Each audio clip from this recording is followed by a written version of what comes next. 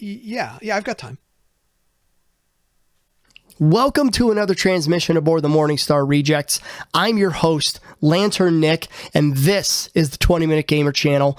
Today, we are digging into the patch notes for the community update post number 6 that just got released. So sit back, relax.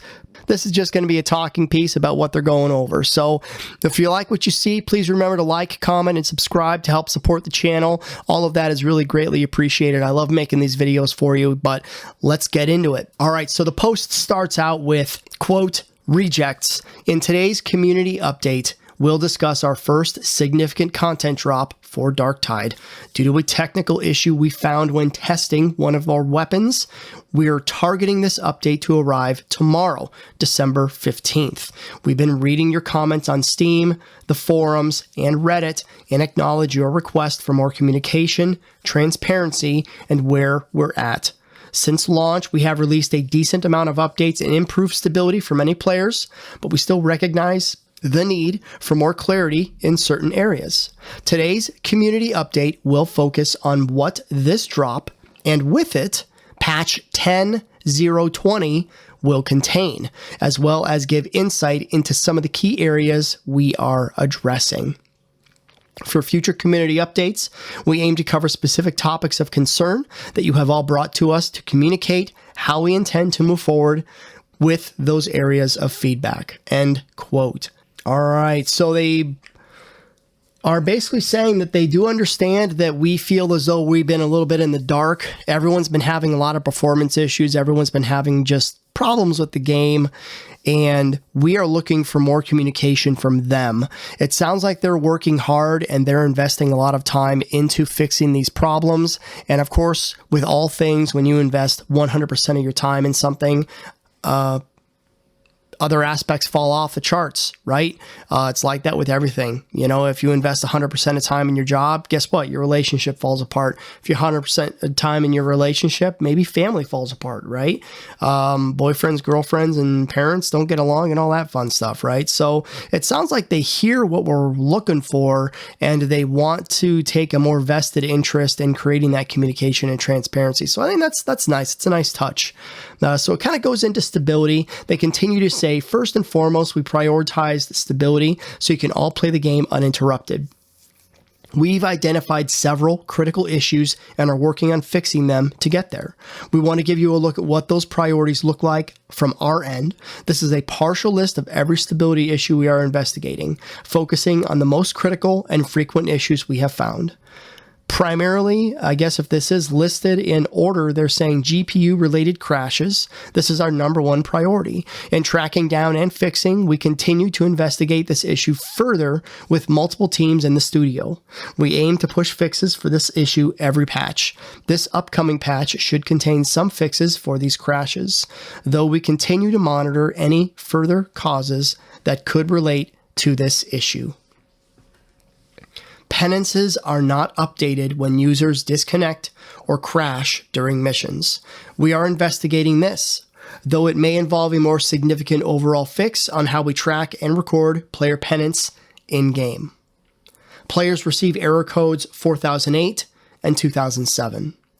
We are still investigating what causes players to meet a 4008 during gameplay, but we've begun to deploy some fixes to help players avoid meeting error code 2007 in previous patches.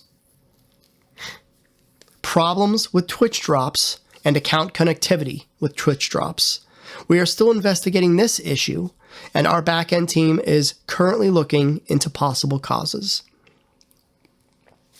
Players reporting that no rewards or progression are given after mission completion, i.e., XP and credits. This issue is possibly related to contracts not progressing, though is pending a solve as we keep digging into further potential causes. So those are the top 5 that seem to be the biggest of discussion. So if any of these apply to any of you listening out there, they are listening. They do hear you, and they're working on it. They are currently fixing Contracts do not progress for some players. We've sifted through player-provided logs to help pinpoint this issue and found the root cause. The team is at work to implement fixes with the next update. That's good. That's good. I've heard a few people complain about this one, so I know at least a few people should be pretty happy about that. Various penances work differently than expected. We've made steps toward fixing this in patch 1.0.20 with the pick and mix penances, but it may require further fixes due to the number of penance in-game. Server crash kicking players, error code 2001. We've identified the cause of this issue and are currently working on solves. Stuck in queue position 1. While we are actively monitoring this issue, we've noticed players continuing to get stuck in queue position 1.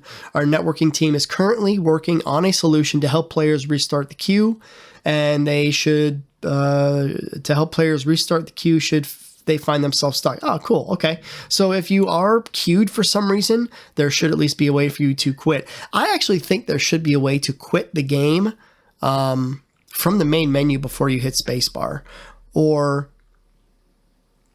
there's been a couple of times where I've logged on and I press spacebar and it won't let me in the game, and I have to Control-Alt-Delete to get out. I don't know. All right, the next topic of discussion is the Commodore's Vestures. In patch 1.0.14, we removed the timer from the Commodore's Vestures, where players could purchase premium cosmetics via Aquila packs. Our plan for the shop is to give players more time between rotation periods until we reach 3 screens worth of cosmetic builds. The timer will remain inactive until the first page is due to be rotated out within 24 hours remaining. It is important to note that the store is on rotation to give players some variety, while at the same time not creating clutter. We feel that unlimited store pages are likely to create confusion and a bad user experience. Rest assured, the cosmetics are not gone forever and will likely reappear. Cool. All right. So the timer will come back. The clothing will cycle in and out. I think that we all kind of expected that's how it was going to work anyway. Now is the meat and potatoes. And I do want to kind of go back that I think their typo here of 10.0.20, while I read that, it is 1.0.20. So I apologize for not catching that. I just, my brain ain't working. Me brainy not no worky well. I apologize. All right. So this is the signal we've been receiving. Content drop. This drop introduces a new map, 2 new weapons, one for the Zealot, one for the Ogryn, the new refine option in the crafting menu, the inclusion of private games, and the addition of 3 new conditions. In Commsplex 154-2 Fox, it is up to you and your strike team to gain access to the Commsplex. Get to the roof of the HL1924 Archivum and transmit a message to your allies in the Imperium. To support the launch of Commsplex, we will enable several conditions during this mission over the next few days. There are 2 new weapons. The Indignatious Mark IV-E Crusher, a 2-handed power maul for Zealots. I called it. Crusher. It just sounded like a maul. And then the Achilles Mark I Power Maul, a 1-handed power maul for Ogryns. Beautiful. I think both of those are going to go really, really well. Honestly, I think the Ogryns kind of gotten a short deal. It really kind of saddens me. When I was originally playing Warhammer 40k tabletop, I loved the Ogryns. I loved my buddy's Ogryns on his Imperial Guards. He was a Catachan fighter, and they just had these camos with these loose tank tops. You know, I mean, who doesn't love Ogryns? I would love to see more given to the Ogryns. I don't feel like they have as much variety in this game as the other 3 classes do. So I would like to see that updated for sure.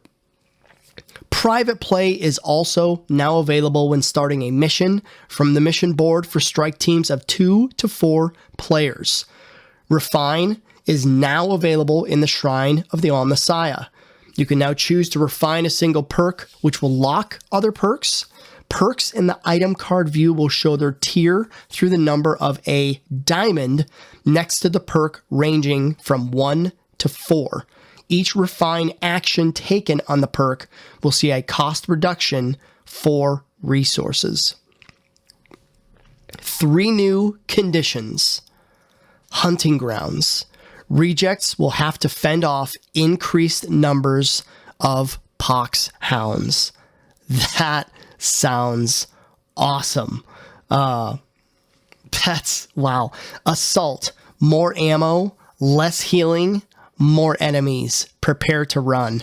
That sounds great. That sounds like a mission choice I would actually really, really love. I don't know. It's more of a, Hollywood moment, right? High intensity engagement zone, high intensity concentration in the mission zone, along with a higher proportion of specialists. So I feel like we have those already, but I guess they're going to become more prominent and have a greater variety to them. So additional patch notes follow down below. I'll go ahead and leave the link to the patch notes in the body of the video.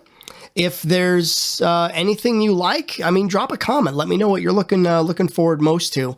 Honestly, I really like the power maul for the Ogryn. I think that's going to be great. I think Assault sounds like it's going to be an absolute blast. I think that sounds like it's going to be a hoot.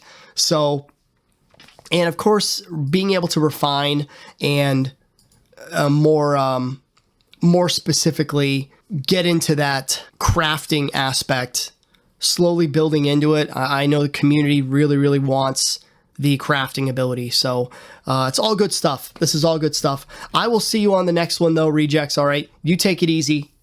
Stay safe. Nick out.